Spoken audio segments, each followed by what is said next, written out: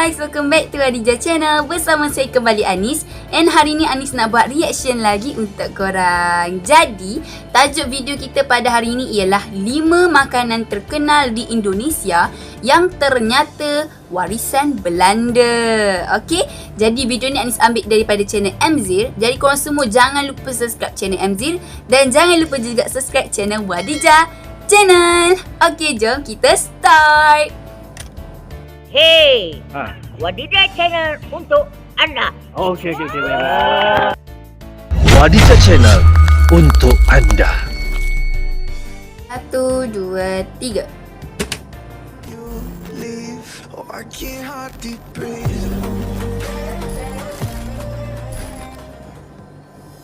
Makanan Indonesia terkenal dengan rasa khas Yeah. yang membuat kita merasakan kelezatan di dalam. Betul.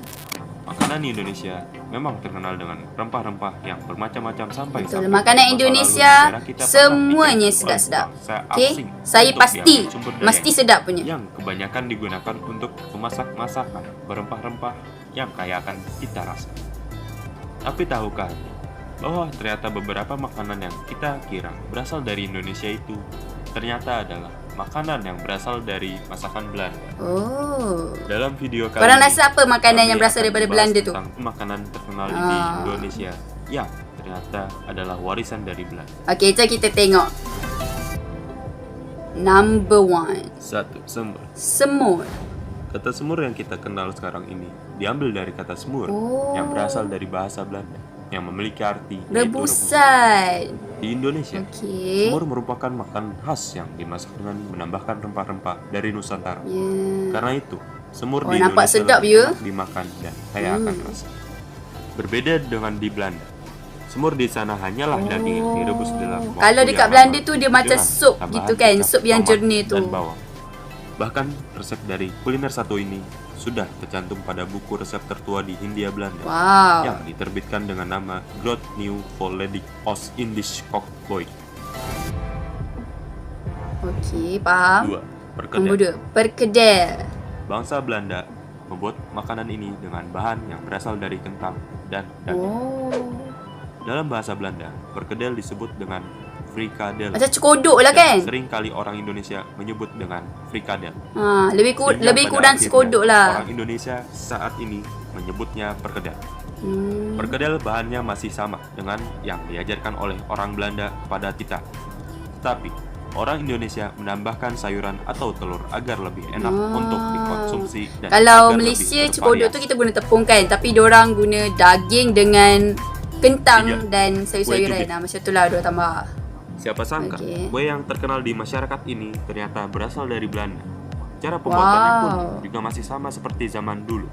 Di Belanda, kue ini disebut dengan povertjes.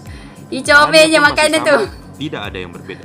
Hanya toppingnya saja yang ditambah agar lebih enak untuk dikonsumsi dan lebih bervariasi. Saya mau satu.